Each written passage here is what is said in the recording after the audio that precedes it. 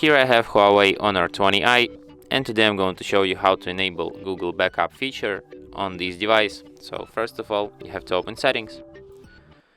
Then you have to enter System and Updates, Backup and Restore. Here you have to enable this Backup to Google feature.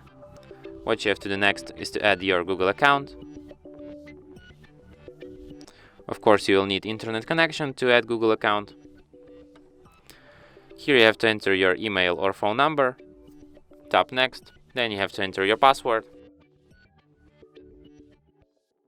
Tap Next.